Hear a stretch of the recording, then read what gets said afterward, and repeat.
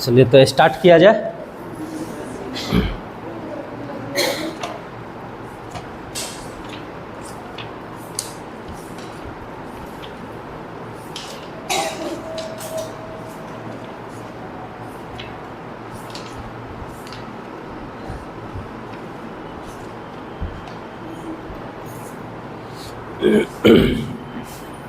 तो देखिए ये चैप्टर है आपका इम्पोर्टेंट चैप्टर, क्योंकि इसी का यूज आपको जो है आगे आपका मेडिकल लाइन में यूज होगा इसका।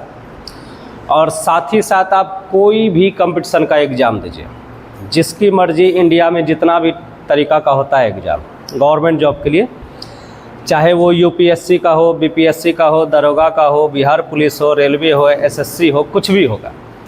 मेडिकल ड्रेसर का भी निकलेगा फॉर्म, उसका भी एग्ज़ाम होगा, तो उसमें भी पूछा जाएगा। इसी कारण से ये चैप्टर आपका क्या है, इम्पोर्टेंट है। ठीक है, बहुत सारा कुछ चैप्टर ऐसा रहता है जिसका एक क्वेश्चन, एक न एक क्वेश्चन पूछेगा ही, हमेशा पूछा जाता है। और जैसे आप लोग मेडिकल ड्रेसर का आप दीजिएगा, तो मेडिकल ड्रेसर सब में क्या होगा, मेडिकल लाइन का देखिए एग्ज़ाम का पैटर्न क्या होता है।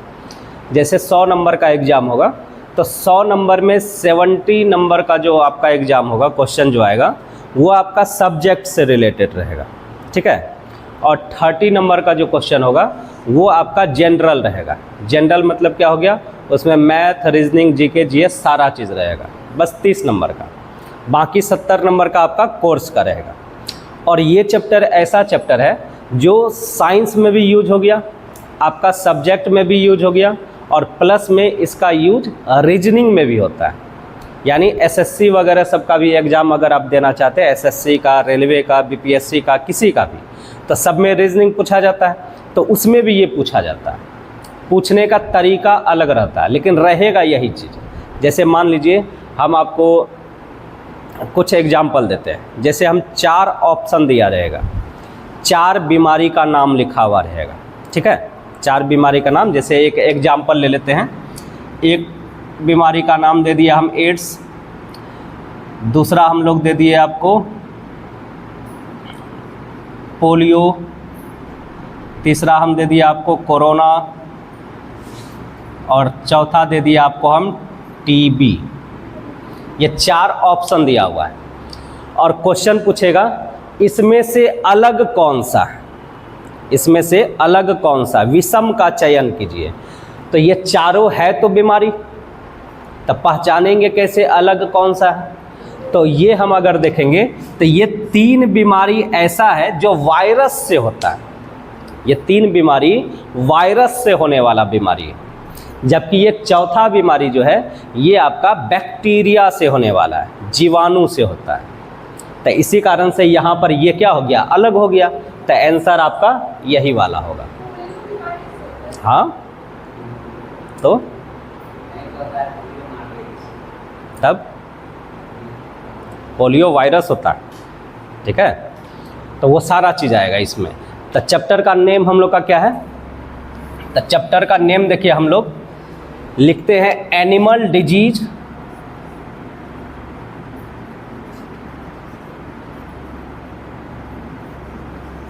या इसी को आप ह्यूमन डिजीज भी बोल सकते हैं।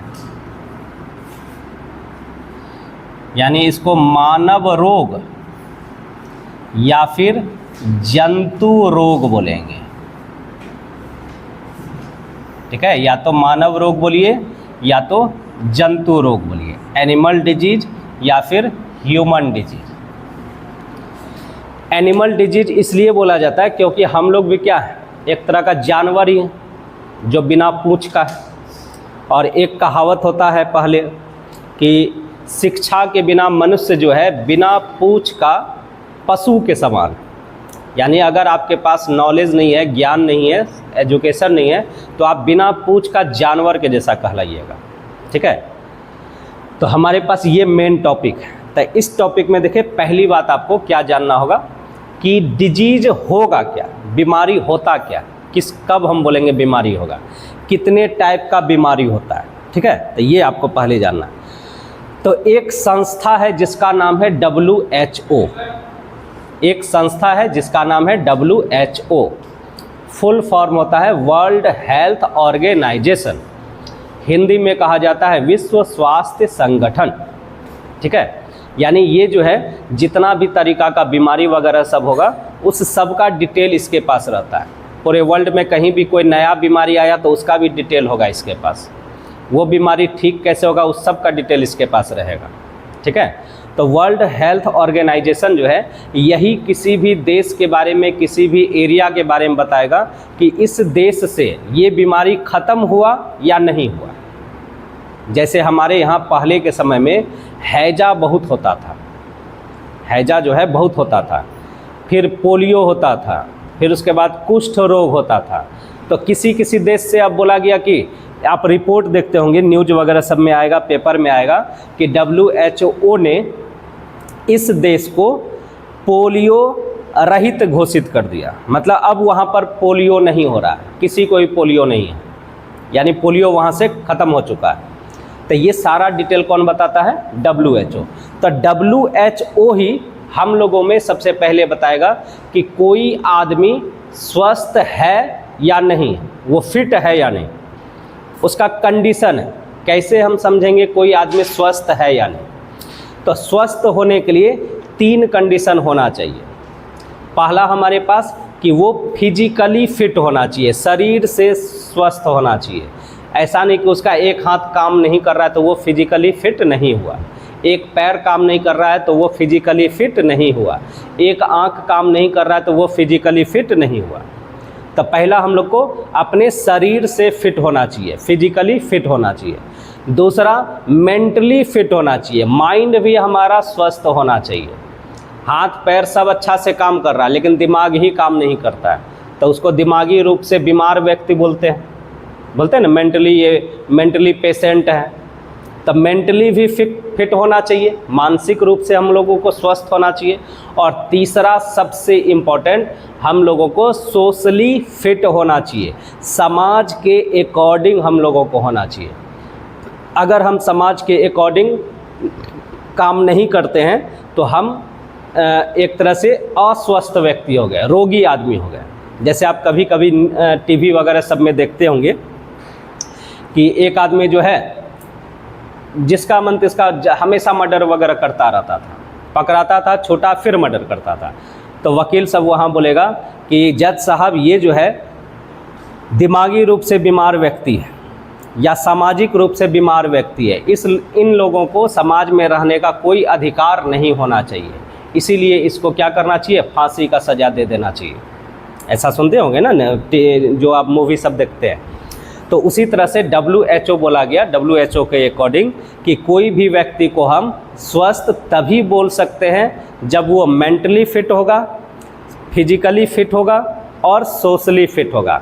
मतलब मानसिक रूप से स्वस्थ होना चाहिए, शारीरिक रूप से स्वस्थ होना चाहिए और सामाजिक रूप से भी स्वस्थ होना चाहिए।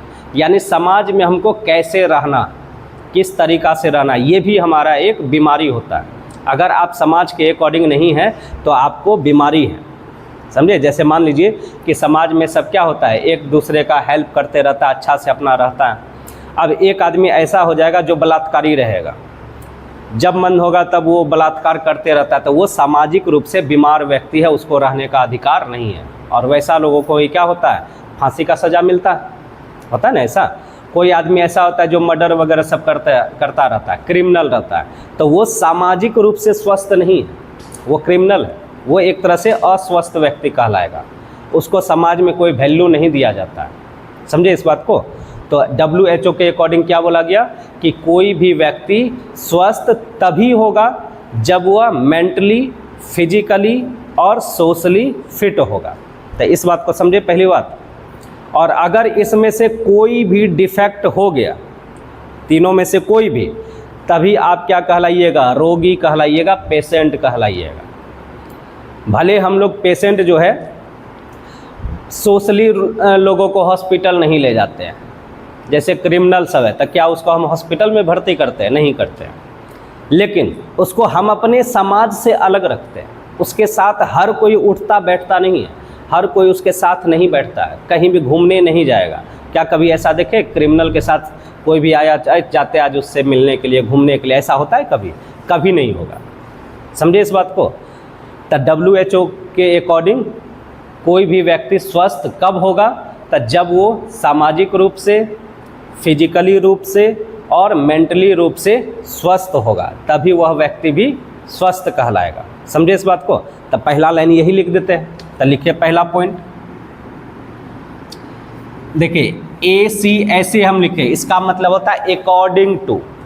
अकॉर्डिंग टू मतलब क्या हुआ, के अनुसार, ठीक है। अकॉर्डिंग टू WHO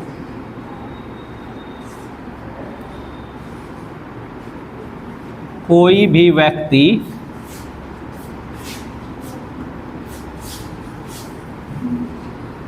तभी स्वस्थ कहलाएगा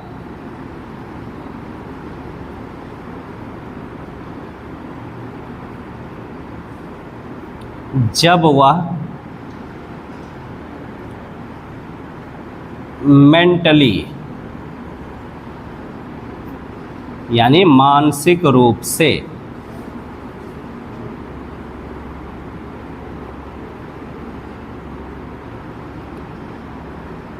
फिजिकली शारीरिक रूप से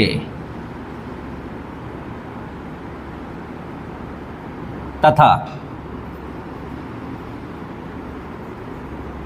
सोशली सामाजिक रूप से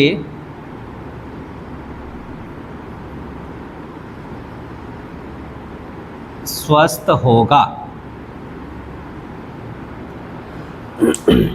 तो इस बात में बोलिए, पहली बात, किसी को कोई दिक्कत है तो बताइए कि कोई भी व्यक्ति स्वस्थ कब कहलाएगा, जब वो मानसिक रूप से, शारीरिक रूप से और सामाजिक रूप से स्वस्थ होगा, तभी हम उसको स्वस्थ बोलेंगे। बोलेंगे ये एकदम फिट आदमी, बहुत ही अच्छा आदमी।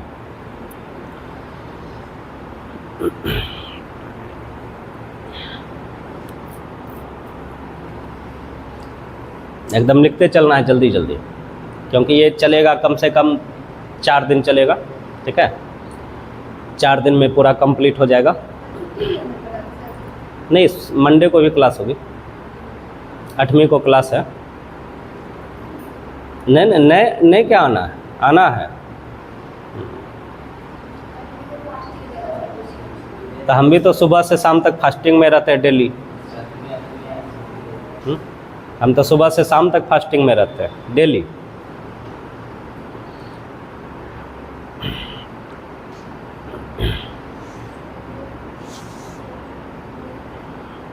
और जो यूनिफॉर्म नहीं लिए हैं, यूनिफॉर्म ले लीजिएगा, ठीक है, क्योंकि आप अगले मंथ में आपका 11 तारीख से शायद एग्ज़ाम स्टार्ट होगा। 11 से 16 के बीच में एग्ज़ाम होगा। हाँ, तो लेट आए तो आप ही ना आए, लेट आए आप ही ना।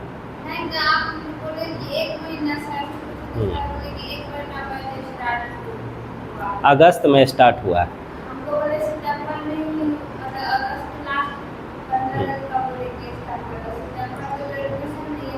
हाँ, पढ़ाई तो पहले से चालू है, ठीक है। फिर भी जितना होगा हम रिवाइज कर रहे हैं, ठीक है। छूट भी जाएगा ना, मान लीजिए एग्ज़ाम हो भी जाएगा, उसके बाद भी हम आपको पढ़ा देंगे, ठीक है। ऐसा नहीं कि हो गया एग्ज़ाम तो अब छोड़ दो, ऐसा नहीं, वो आपको हम पढ़ा देंगे, ठीक है। हो गया, समझिए ये चीज़। चलिए अब आ जाते हैं नेक्स्ट बात। तो ये तो हम समझ गए कि कोई भी व्यक्ति बीमार कब होगा, तो ये हम सारा चीज़ जान गए। अब हमारे पास बात आता है कि भैया ये डिजीज जो है, बीमारी जो है, जो रोग हुआ, ये कितना तरीका का होता है। तो जनरली ये 2 तरीका का होता है, ठीक है। जनरली आपका कितना तरीका का होगा, 2 तरीका का होगा। तो कौन कौन सा बीमारी होगा, तो देखिए यहाँ पर हम लोग पहले ऐसे बनाते हैं, उसके बाद सारा अलग अलग पढ़ेंगे, ठीक है। तो एक बीमारी होता है जेनेटिक, जिसको हेरेडिटरी भी बोलते हैं, जिसको आनुवांशिक रोग बोलते हैं, ठीक है। जिसको हम जेनेटिक डिजीज बोलेंगे, आनुवांशिक रोग बोलेंगे, एक ये हो गया। और दूसरा जो बीमारी होता है उसको कहा जाता है एक्वायर्ड, और हिंदी में बोला जाता है अर्जित।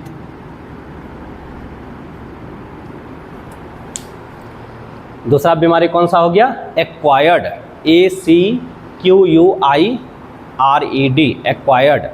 अब देखिए, पहले ये दोनों बीमारी हम जानते हैं क्या होता है। तो जैसे हम जेनेटिक डिजीज का बात करेंगे तो ये जो बीमारी हुआ, ऐसा बीमारी होगा जो एक पीढ़ी से दूसरे पीढ़ी में जाएगा। जैसे आपके मम्मी पापा में से किसी को अगर ये बीमारी होगा तो वो बीमारी आप में या आपके भाई बहन में किसी में आ जाएगा, फिर आपसे आपके बच्चे में जाएगा, उससे उसके बच्चे में जाएगा, इस तरह से ट्रांसफ़र होगा। मतलब एक पीढ़ी से दूसरे पीढ़ी में ट्रांसफ़र होता है। तो उसी को हम क्या बोलेंगे? Genetic disease. मतलब ये जो है जन्म के साथ ही आएगा, जन्म के साथ आएगा, ठीक है। तो जेनेटिक डिजीज क्या होता है? बाय बर्थ आता है, जन्म से आता है, और ये एक पीढ़ी से दूसरे पीढ़ी में ट्रांसफ़र होता है। तो हम यहाँ पर इसके बारे में बता सकते हैं। पहला पॉइंट, जन्म से होता है, और दूसरा पॉइंट बता सकते हैं एक पीढ़ी से दूसरी पीढ़ी में ट्रांसफ़र होता है।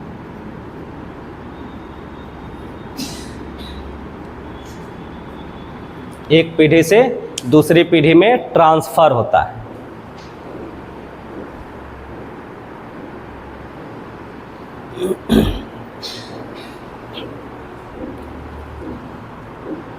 तो जेनेटिक डिजीज जान गए क्या होता है? एक पीढ़ी से दूसरी पीढ़ी में ट्रांसफ़र होगा, ठीक। अब एक्वायर्ड हुआ। एक्वायर्ड मतलब क्या होता है? अर्जित होना। अर्जित होना मतलब कमाना, कहीं दूसरे से लेना, ठीक है। जैसे हम ज़मीन एक्वायर्ड किए, मतलब ज़मीन हम कमा लिए, कहीं दूसरे से हम ज़मीन ले लिए, ठीक है। तो एक्वायर्ड का मतलब क्या होता है? दूसरे से आना। तो ये जो एक्वायर्ड डिजीज होगा, ये दो तरीका का होगा, ये दो तरीका का होगा। पहली बात तो ये जानिए, एक्वायर्ड हो गया कि ये जन्म से नहीं आएगा। ये जन्म हुआ, आपके पास बीमारी आ गया, ऐसा नहीं है। जन्म लेने के बाद वातावरण से आपको मिल जाएगा।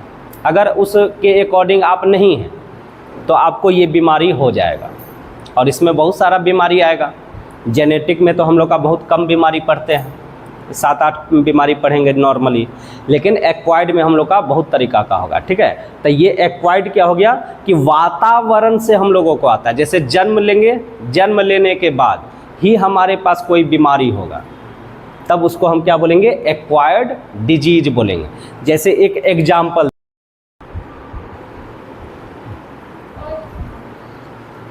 तो देखिए, एक बीमारी का नाम आप सुने होंगे, एड्स, सुने हैं ना? फुल फॉर्म इसका पता है? बताइए। हाँ, नाम में ही देखिए एक्वायर्ड आया है, नाम में ही है।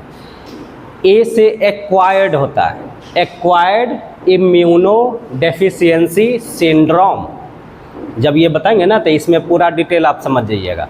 एक्वायर्ड का मतलब होता है अर्जित करना, मतलब किसी दूसरे से लेना। इम्यून का मतलब होता है इम्यून सिस्टम, जो आपके शरीर में होता है, ब्लड में होता है, WBC, जो किसी बीमारी से लड़ने में आपको मदद करता है। डेफिशिएंसी का मतलब होता है कमी होना, और सिंड्रोम का मतलब होता है बीमारी का घर। मतलब क्या हुआ? एड्स एक ऐसा वायरस है, ये वायरस है, एड्स बीमारी नहीं होता, ठीक है। एड्स वायरस होता है, एड्स वायरस के कारण आपके पास बीमारी होगा, ठीक है। जिसमें हम लोग का देखिए मेन वायरस जो होता है उसको HIV वायरस बोलते हैं। तो HIV वायरस आपके शरीर में आएगा तो उसके कारण जो बीमारी होता है उसी को हम एड्स बोलते हैं। और इस बीमारी में क्या होगा? तो ये बीमारी आपको एक्वायर्ड किया हुआ है, किसी दूसरे से लिया हुआ है, जिसके कारण क्या होगा? तो आपके शरीर का इम्यून सिस्टम कम हो जाएगा। आई से इम्यून सिस्टम, डी से हो गया डेफिशिएंसी, मतलब कमी होना। यानी ये एक ऐसा बीमारी है जिसमें आपका इम्यून सिस्टम कमज़ोर हो जाएगा, वो बीमारी से लड़ नहीं पाएगा, और जिसके कारण आपका शरीर क्या बन जाएगा, सिंड्रोम, मतलब बीमारी का घर बन जाएगा। एक बीमारी ठीक होगा दूसरा हो जाएगा, दूसरा ठीक हुआ तीसरा हो जाएगा, तीसरा ठीक हुआ चौथा हो जाएगा, यानी आप बीमारी आपको होता ही रहेगा। तो उसी को हम बोलते हैं एड्स। ठीक है, तो यहाँ नाम में ही देखिए एक्वायर्ड लिखा हुआ है ना, यानी ये वातावरण से आपके पास आया है, आपके माहौल से, आपके समाज से आया हुआ है, और इसके आने का तरीका है अलग अलग। जैसे मान लीजिए किसी के शरीर में अगर एड्स वायरस है, उसको जो इंजेक्शन दिया गया, उसी इंजेक्शन से आपको इंजेक्शन दे देगा तो आपके शरीर में भी आ जाएगा। तो उसका बहुत सारा तरीका है, ऐसा नहीं है कि ये सेक्सुअल डिजीज भी है, ये सेक्स के द्वारा भी एक से दूसरे में फैलता है। प्लस में ये जैसे आप सेविंग करवाने कोई गया लड़का, अगर हमारे शरीर में मान लेते हैं HIV वायरस है, जिस ब्लेड से हमको सेविंग किया गया और कट गया संजोग से, उसी ब्लेड से दूसरे को अगर कर देगा, उसको भी कट गया तो उसके शरीर में चले जाएगा। नहीं, जब ये वायरस जो है ना तभी ट्रांसफ़र होगा जब ब्लड का ब्लड से कनेक्शन होगा, ऐसे नहीं होगा, ऐसे वो कभी भी नहीं होने वाला। जैसे मान लीजिए किसी एक आदमी में HIV वायरस है और दूसरे को नहीं है, तो दोनों साथ में खाना पीना भी खाएगा ना, तो नहीं फैलने वाला है। ये तभी फैलता जब ब्लड से ब्लड का कनेक्शन होगा, तभी वो फैलेगा, ऐसे नहीं फैलता है। समझे इस बात को? तो वही एक्वायर्ड जो हुआ, ये जन्म के साथ नहीं आता है, लेकिन हाँ एक कंडीशन है कि HIV जो है ये वायरस जन्म के साथ आ भी सकता है, लेकिन उसको हम जेनेटिक में रखते नहीं हैं। जेनेटिक का मतलब ये हो गया कि वो हमेशा एक पीढ़ी से दूसरे पीढ़ी हमेशा ऐसा कंडीशन होगा। इसको हम इसलिए नहीं रखते क्योंकि देखिए, जैसे मान लीजिए कि एक बच्चे का जन्म हुआ, उसके माँ को या पिताजी को उसके शरीर में एड्स वायरस नहीं था, तो उस बच्चे में एड्स वायरस नहीं आएगा। ठीक है, लेकिन उस बच्चे के शरीर में एड्स वायरस कहीं से अगर आ गया किसी भी तरह से, तो फिर उसके बच्चे में वो वायरस ज़रूर जाएगा। तो ये उसके माता पिता से तो आया नहीं था, तो इसलिए हम इसको जेनेटिक डिजीज नहीं बोलते हैं। समझे इस बात को? तो ये हमारे पास जन्म से नहीं आता है, कहाँ से आएगा? वातावरण से आएगा। तो इसमें हम लिख सकते हैं जन्म के बाद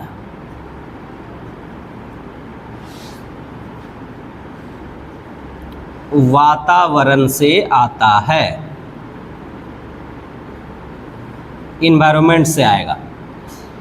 ठीक है, और ये दो तरीका का होगा, दो तरीका का। एक होगा इन्फेक्शियस और दूसरा होगा नॉन इन्फेक्शियस। यानी एक हो गया इन्फेक्शियस मतलब संक्रामक रोग, और दूसरा हो गया असंक्रामक रोग।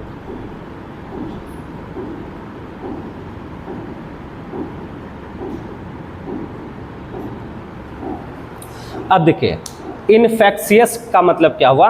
ये फैलने वाला रोग होगा, यानी एक आदमी से दूसरे आदमी में फैलेगा। और नॉन इन्फेक्शियस का मतलब हुआ एक आदमी से दूसरे में फैलता नहीं है, जिसमें है उसी में रहेगा।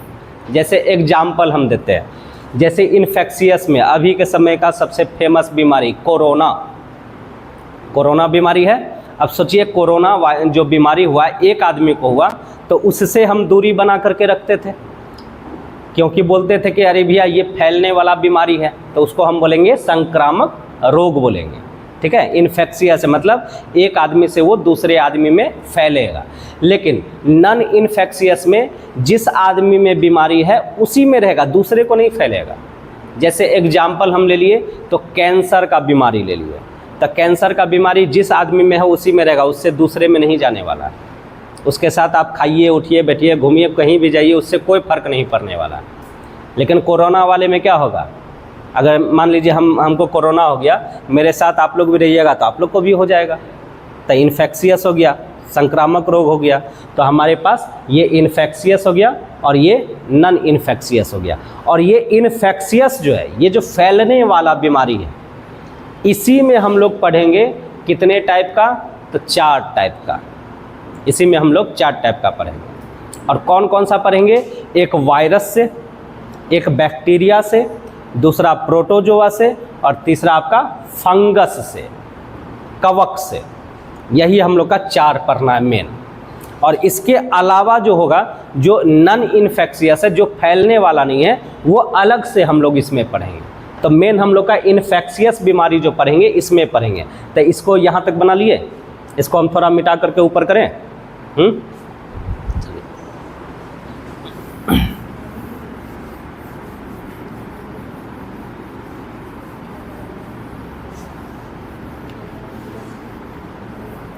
देखिए, क्लास लेने से पहले ना हमको एक बार ज़रूर याद दिला दीजिएगा, फ्लाइट मोड में करना है, ठीक है। ये भुला जाते हैं, बस कॉल आ गया वो कट गया, वीडियो को एडिट करना पड़ेगा, जोड़ना पड़ेगा। तो देखिए हम फिर से यहाँ पर लिख रहे हैं। तो ये हो गया आपका डिजीज, मतलब बीमारी। कितना तरीका का हम बनाए, 2 तरीका का। एक हो गया आपका जेनेटिक, दूसरा क्या हो गया, एक्वायर्ड। ठीक, अब एक्वायर्ड में हम लोग क्या कर दिए, 2 तरीका का बनाए। एक बनाए इन्फेक्शियस और दूसरा बना दिए नॉन इन्फेक्शियस। ठीक, अब इन्फेक्शियस में हमारे पास क्या हो जाएगा, 4 तरीका का हो जाएगा। किससे किससे होने वाला है, तो एक हो गया आपका वायरस से होने वाला, दूसरा हो गया आपका बैक्टीरिया से होने वाला, तीसरा हो गया आपका प्रोटोजोआ से, और चौथा हो गया आपका फंगस से। ठीक है, ये 4 आपको लिखना है। इसको बना लीजिए उसके नीचे।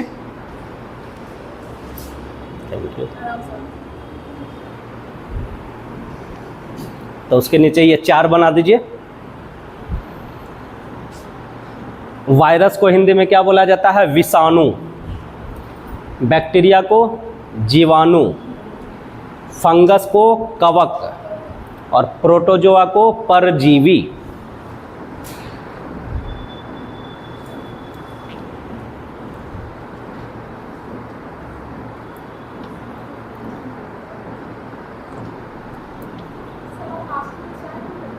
हम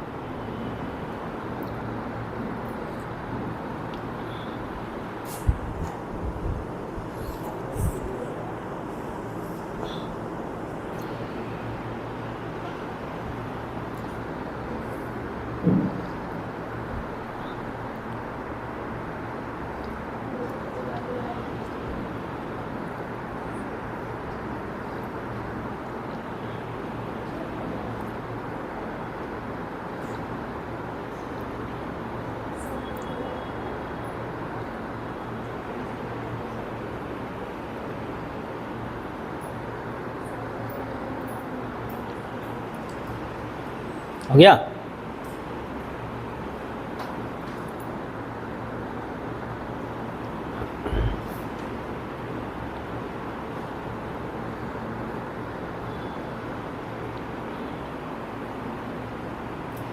लिख लिए सब। तो अब टॉपिक दे दीजिए। अब ये मेन देखिए, मेन हम लोग का यही है, मेन यही है। ठीक है, मेन इसी को पढ़ना है। उसके बाद फिर इसको भी पढ़ना है, ये भी बताएंगे आपको। और फिर उसके बाद इसमें भी कुछ क्वेश्चन, कुछ बीमारी आएगा, उसको भी पढ़ना सबको है। लेकिन मेन आपका यहाँ सबसे ज़्यादा इसी से आपको चलेगा। ठीक है, तो टॉपिक दे दीजिए। सबसे पहला बैक्टीरियल डिजीज, जीवाणु जनित रोग।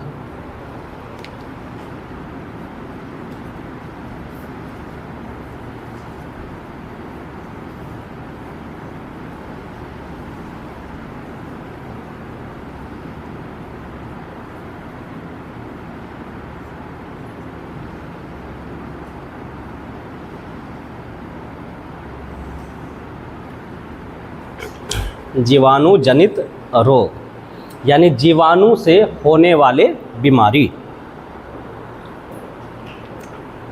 बैक्टीरिया से होने वाली रोग।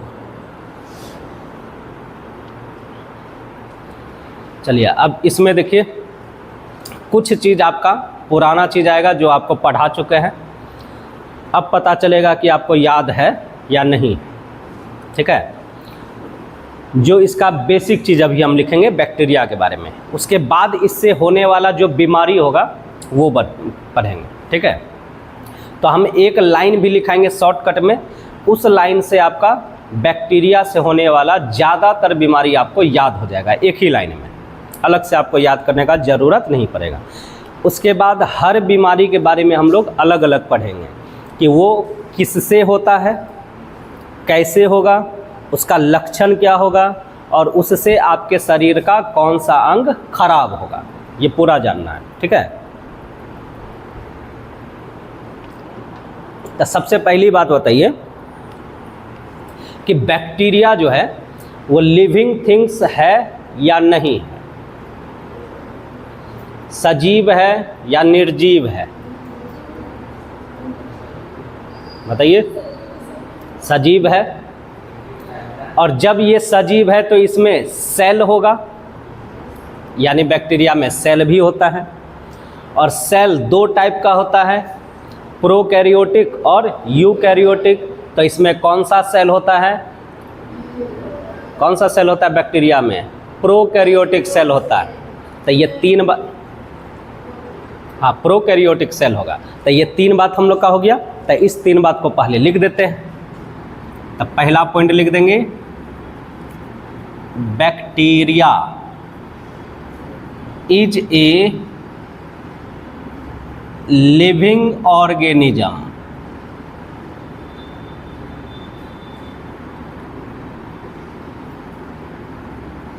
जीवाणु एक सजीव है।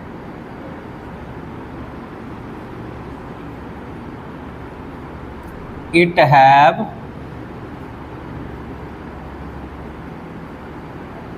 Prokaryotic cell. इसमें प्रोकैरियोटिक कोशिका होती है।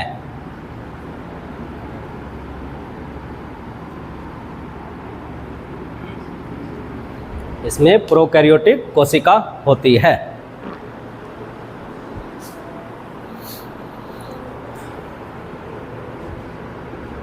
और ये देखिए क्या है ना, बहुत ही छोटा होता है, आप ऐसे खुली आंखों से इसको नहीं देख पाइएगा। इसको देखने के लिए माइक्रोस्कोप का यूज करना होगा। तो इसको बैक्टीरिया वायरस सबको हम जो है माइक्रो ऑर्गेनिज्म बोलते हैं।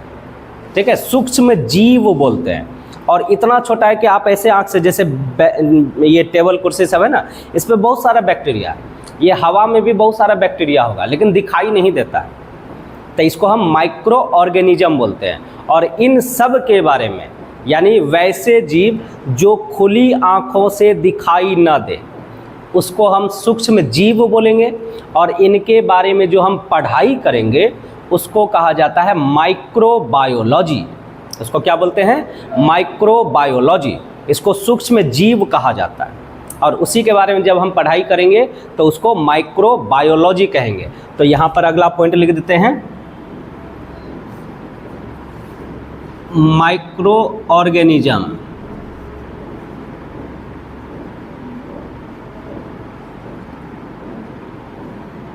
इसके स्टडी को, यानी इसके पढ़ाई को, इसके अध्ययन को क्या कहा जाएगा, माइक्रोबायोलॉजी। हिंदी में बोलते हैं इसको सूक्ष्म जीव विज्ञान।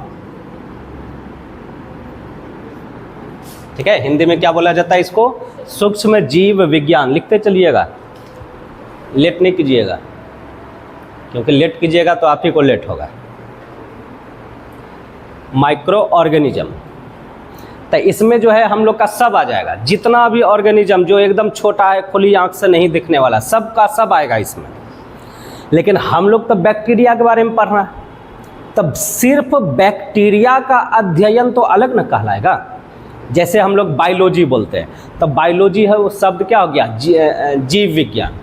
मतलब जितना भी तरीका का जीव होगा सबके बारे में अगर हम पढ़ाई करते हैं तो उसको जीव विज्ञान सीधा सीधा बायोलॉजी बोल देते हैं। लेकिन अगर हम पेड़ पौधा का सिर्फ पढ़ाई करेंगे तो उसको हम जूलॉजी बोल देते हैं। जीव जंतु का पढ़ेंगे, आदमी के बारे में, जानवर के बारे में, पशु के बारे में, पक्षी के बारे में, इस सब का, तब उसको हम लोग जूलॉजी बोलेंगे। पेड़ पौधा का बॉटनी बोलेंगे, हम लोग उल्टा बोल दिए थे, पेड़ पौधा का बॉटनी हो गया। तो उसी तरह से अगर हम जितने भी सूक्ष्म जीव होंगे उस सब का अध्ययन करेंगे तो उसको बोलेंगे माइक्रोबायोलॉजी।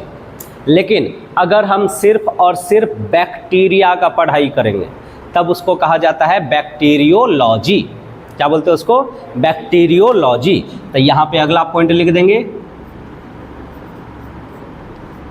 बैक्टीरिया का अध्ययन, यानी यहाँ स्टडी हम लिख दिए, इसका अध्ययन, तो इसको बोलेंगे बैक्टीरियोलॉजी।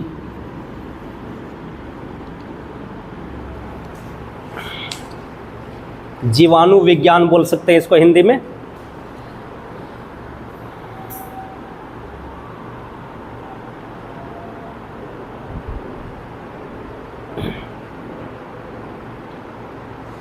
हो गया। अब देखिए एक बात और, अगला बात बताइए हमको, क्या बैक्टीरिया में सेल वॉल पाया जाता है? सेल वॉल ऑफ बैक्टीरिया क्या इसमें पाया जाता है? कोशिका भित्ति क्या इसमें पाया जाता है? हाँ पाया जाता है। किस चीज का बना होता है? पॉलीपेप्टिडोग्लाइकॉन। बोले भी तो याद रखिएगा, 4 को 5 को तो लिखे भी किए थे। जैसे पेड़ पौधा का सेल वॉल किसका बना होता है? सेल्यूलोज का बना होता है ना। तो उसी तरह से इसमें सेल वॉल ऑफ बैक्टीरिया यानी जीवाणु का जो कोशिका भित्ति होगा किसका बना होता है? तो पॉलीपेप्टिडोग्लाइकॉन इसका बना होता है। अब उसके बाद देखिए, नॉर्मली सोचिए हम लोग जितने भी आदमी हैं, क्या सबका हाइट एक जैसा है? क्या सबका रंग एक जैसा होता है? क्या सब एक ही जैसा देखने में लगते हैं? नहीं। तो बैक्टीरिया में भी ऐसा होगा। तो बैक्टीरिया का भी शेप जो है, उसका आकार जो होता है वो अलग अलग होता है। कोई लंबा होगा, कोई गोल होगा, कोई त्रिभुजाकार होगा, कोई आयताकार होगा, अलग अलग टाइप का होता है। तो यहाँ हम बोल सकते हैं बैक्टीरिया का शेप जो है, शेप मतलब आकार, अलग अलग होता है। ठीक है, तो यहाँ पर लिख देंगे शेप, ब्रैकेट में हो गया आकार, ऑफ बैक्टीरिया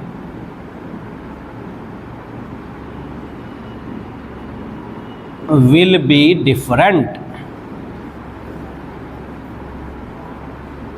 यानी बैक्टीरिया का आकार अलग अलग होगा। अब उसके बाद अगला पॉइंट, क्या बैक्टीरिया जितना भी होगा सब हमारे लिए हानिकारक होगा? नहीं, सब हानिकारक नहीं होता है। कुछ बैक्टीरिया हमारे लिए अच्छा भी होता है जो हमको फ़ायदा पहुंचाएगा। जैसे एग्जाम्पल में अगर हम बात करेंगे तो दही तो सब कोई खाए होंगे क्या? और हम लोग कहावत भी बोलते हैं दही में सही मिलाना, बोलते हैं ना। दही में सही मिलाना मतलब हाँ में हाँ करना, भले आपको समझ में आए ना आए। जैसे मोटरसाइकिल पे कोई चलेगा ना तो उसके पीछे जो बैठा हुआ रहेगा उसको भले वो मोटरसाइकिल जो चला रहा है कुछ भी बोलेगा, उसको समझ में नहीं आ रहा है, खाली हाँ हाँ हाँ हाँ करते रहेगा। तो उसी को कहा जाता है दही में सही मिलाना। यानी जो हम बोल रहे हैं उसमें हाँ हाँ हाँ करते रहिए, आपको भले वो समझ में आए या ना आए उससे कोई फ़र्क नहीं पड़ेगा। तो इसी को कहा जाता है दही में सही मिलाना। ठीक है, यानी हाँ में हाँ मिलाते रहिए, उसी को कहेंगे। तो जैसे दही हम लोग सब खाए हैं, तो दही में कौन सा जीवाणु पाया जाता है? सबको ही जानते हैं, लैक्टोबैसिलस। तो हम सोचिए दही खाते हैं तो क्या दही हमारे लिए अच्छा है कि खराब है? अच्छा है। इसका मतलब उसमें जो बैक्टीरिया होगा वो भी अच्छा ही होगा, तभी ना हम उसको खा रहे हैं। अगर खराब होता तो उस बैक्टीरिया को पहले निकालते, ऐसा तो हम करते नहीं हैं। इसका मतलब लैक्टोबैसिलस जो जीवाणु है वो हमारे शरीर के लिए फ़ायदेमंद है।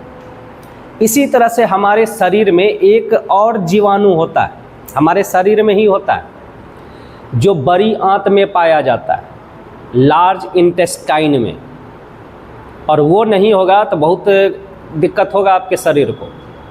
क्या क्या दिक्कत होगा तो बताते हैं।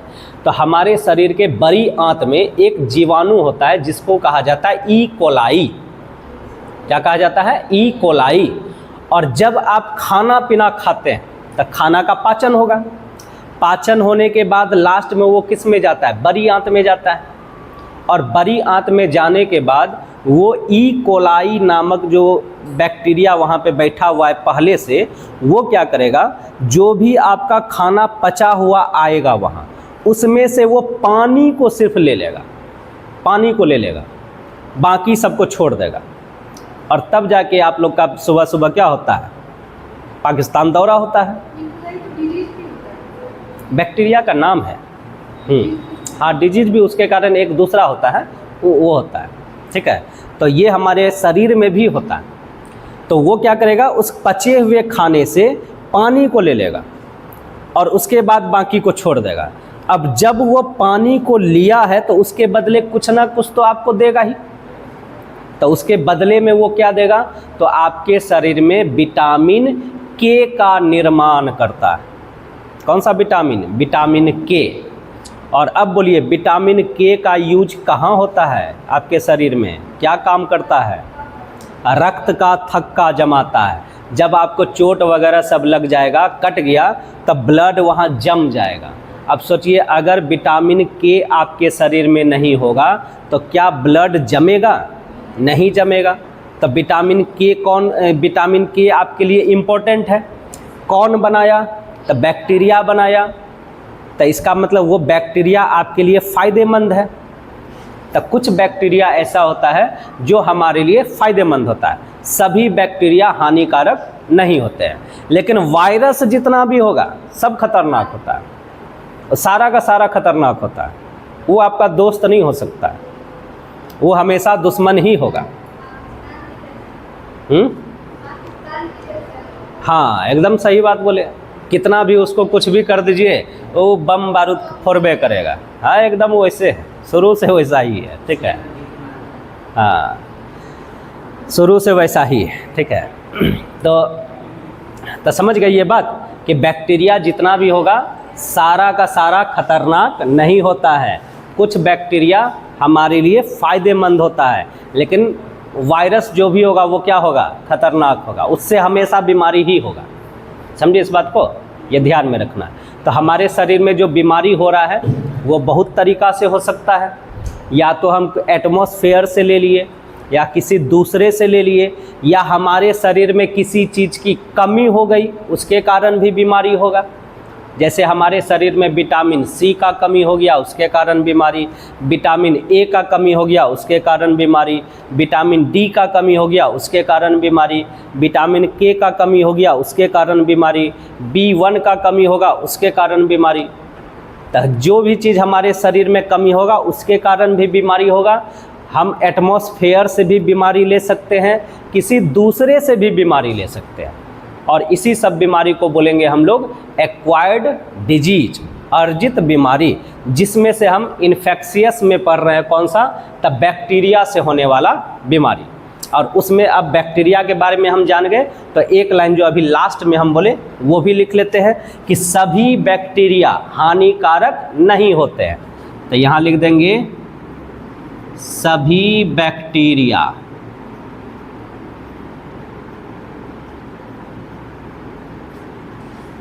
हानिकारक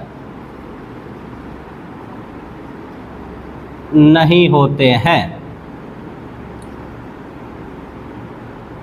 कुछ लाभदायक भी होते हैं।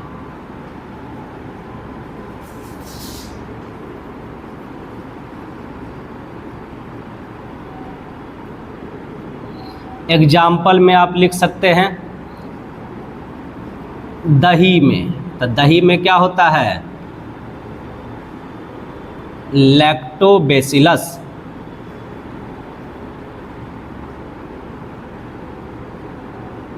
बड़ी आंत में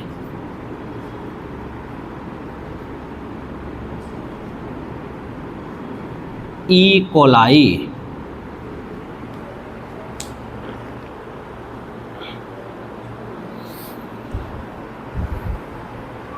लिखिए जल्दी।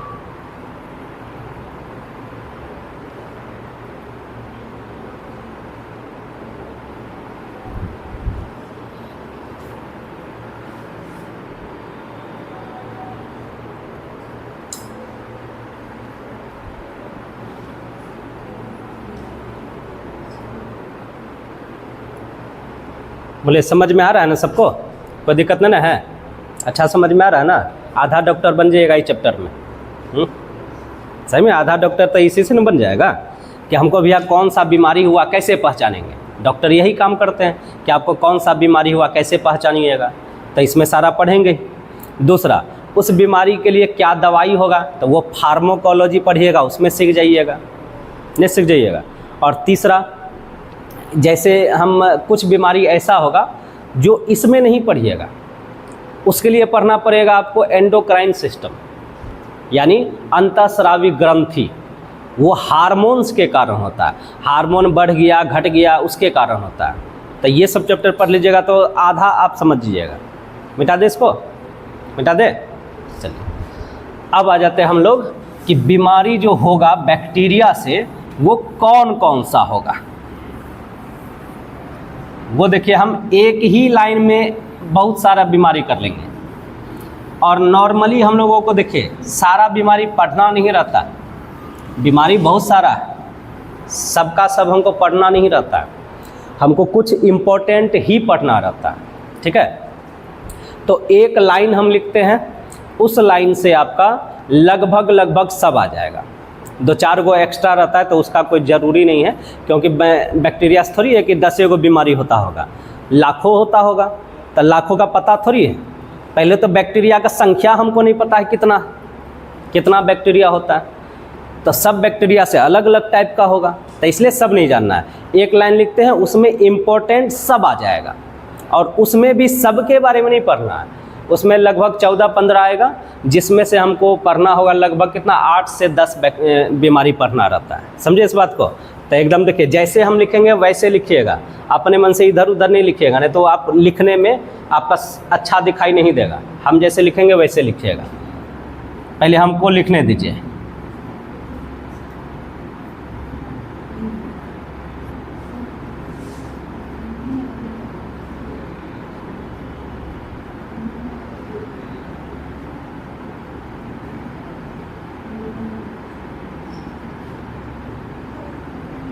ये एक लाइन हम लिखें बैक्टीरिया से होने वाला बीमारी, और थोड़ा सा देखिए हम जगह छोड़ के थोड़ा हटा के लिखें, तो इसी तरह से हटा कर लिखिएगा। क्यों? क्योंकि इससे किसका क्या नाम है ये लिखना। जैसे डी से लिखे तो डी से कौन सा बीमारी होगा, प लिखे प से कौन सा बीमारी होगा, सी लिखे सी से कौन सा बीमारी होगा, टी लिखे टी से कौन सा बीमारी होगा। ठीक है, ये सबका फुल फॉर्म लिखना है। तो ये हम शॉर्टकट में लिखे, क्या चीज लिखे, डीप सिटी में टीवी का कुटनी है गे। नहीं, गे वर्ड जो लगा देते हैं हम लोग नॉर्मली गांव देहात में, ऐसे बात होता है ना। ठीक है, चल इधर सुन, ऐसे बोलते हैं ना हम लोग, तो वही लगा दिए उसको। ठीक, तो अब देखिए सबका फुल फॉर्म लिखना, और लिखना कैसे फुल फॉर्म वो भी देखेगा, हम जैसे लिखते वैसे। ये नहीं कि इसको ऐसे करके यहीं पर लिख दिए, इसको यहाँ लिख दीजिएगा, फिर इसका लिखने में दिक्कत होगा। तो आप क्या कीजिएगा, पहला वाला जो लिखना है उसको ऐसे नीचे तक आना है, नीचे तक। और कितना बीमारी है नाम पढ़िए, 1 2 3 4 5 6 7 8 9 10 11 12। तो ये जो है 12वां लाइन में आप जाइएगा नीचे, ताकि एक एक लाइन करके सबका आ जाएगा। ठीक है, एक एक लाइन में एक तो बीमारी सबका लिख दीजिएगा। तो डी से हो गया डिप्थीरिया। ठीक, प से हो गया प्लेग, और यहीं पर पेचिस भी हम लिख देते हैं, 2 बीमारी है। ठीक है, पेचिस। सी से हो गया सिफिलिस,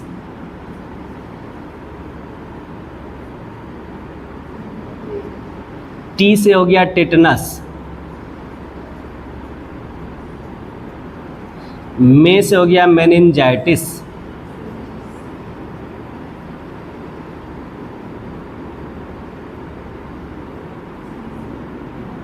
सी से सिफिलिस।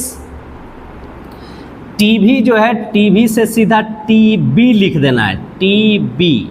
वहाँ भी लिखे हैं लेकिन यहाँ लिखेंगे बी। बीमारी टीबी होता है, भी नहीं होता है, तो हम वो शॉर्टकट में लिखेंगे टीबी। ठीक है। का से हो गया काली खांसी। एक देखिए काली खांसी है, एक काला जार है। काला जार अलग होगा, ठीक है, वो प्रोटोजोआ से होता है। कु से हो गया कुष्ठ।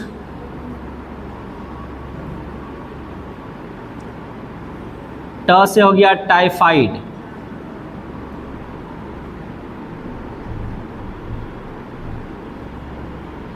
नी से हो गया निमोनिया।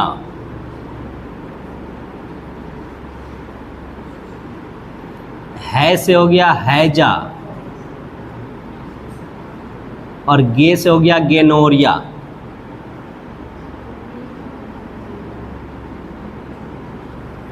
ये आपका बीमारी है।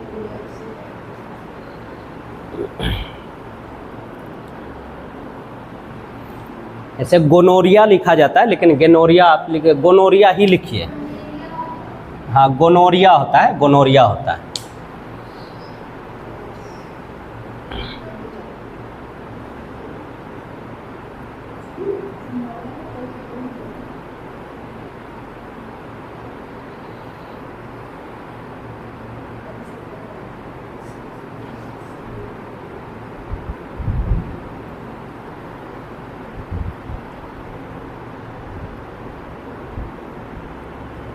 ये एकदम याद रखिएगा, बहुत फ़ायदा करता है ये।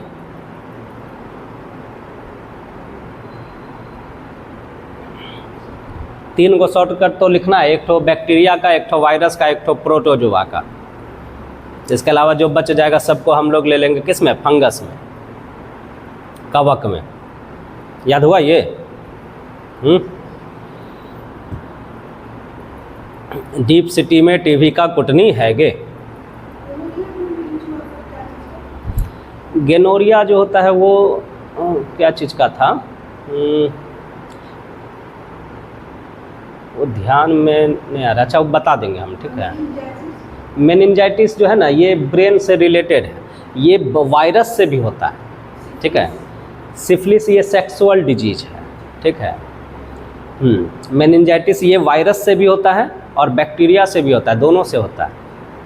कुछ बैक्टीरियल में आता है, कुछ उसमें आता है, तो इसमें भी लिखा जाता है ये।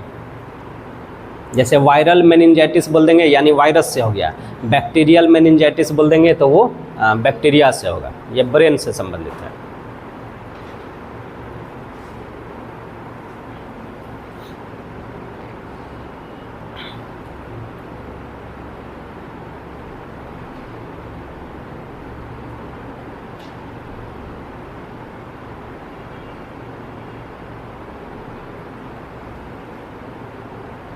हो गया?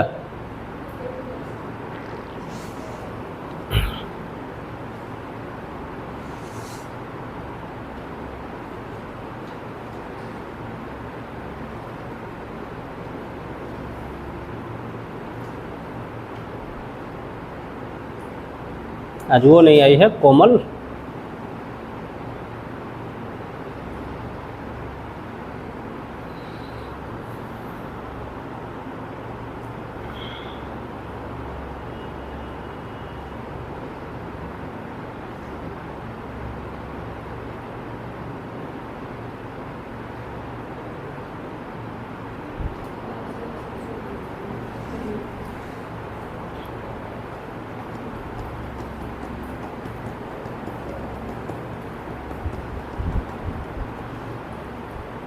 हो गया? चलिए अब देखिए एक बार फिर से इसको देख लीजिए। तब जैसे आपको बैक्टीरिया से होने वाला बीमारी का बात आएगा, तुरंत ध्यान में लाना है इस लाइन को, डीप सिटी में टीवी का कुटनी है गे। इसी तरह से वायरस से होने वाला भी आएंगे, एक लाइन लिखेंगे उसी में वायरस से होने वाला लगभग सारा बीमारी आ जाएगा। फिर इसी तरह से प्रोटोजोआ वाला में भी आएंगे, एक लाइन लिखेंगे उसमें सारा बीमारी आ जाएगा, ठीक है। तो उसमें जो जो इम्पोर्टेंट है हमको पढ़ना है। जैसे इसमें अगर हम बात करेंगे तो इसमें जैसे हम लोग को डिप्थीरिया पढ़ना है, फिर उसके बाद टिटनस के बारे में भी पढ़ना है, फिर उसका टीबी तो सबसे इम्पोर्टेंट है, ये तो पढ़ना ही है।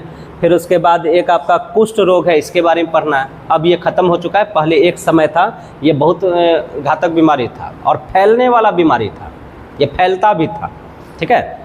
फिर टाइफाइड भी पढ़ना है, हैजा भी पढ़ना है, और निमोनिया तो पढ़ना ही है, क्योंकि ये ज़्यादातर देखिए बच्चे में होता है, ज़्यादातर बड़े लोगों में हो जाएगा तब तो वो ठीक ही नहीं होगा, ठीक है। बड़े लोगों में, ये बुजुर्ग लोग में ज़्यादा होता है, जो नॉर्मल हम लोग के एज के हैं उस लोग में बहुत कम होता है, ठीक है। लेकिन बच्चे में जल्दी होता है। अक्सर आप सुनते होंगे बच्चा को निमोनिया हो गया है, अक्सर सुनते होंगे, तो ये बीमारी भी आपको पढ़ना है, ठीक है।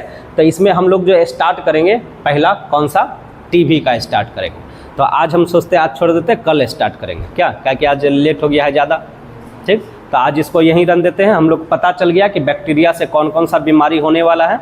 अब कल हम लोग क्या करेंगे, इसका बीमारी स्टार्ट करेंगे, और कल ही कोशिश करेंगे बैक्टीरिया से होने वाला बीमारी कंप्लीट कर ले, क्योंकि एक दिन में कंप्लीट हो जाएगा तो बैक्टीरिया वाला एक वीडियो आपका कंप्लीट है।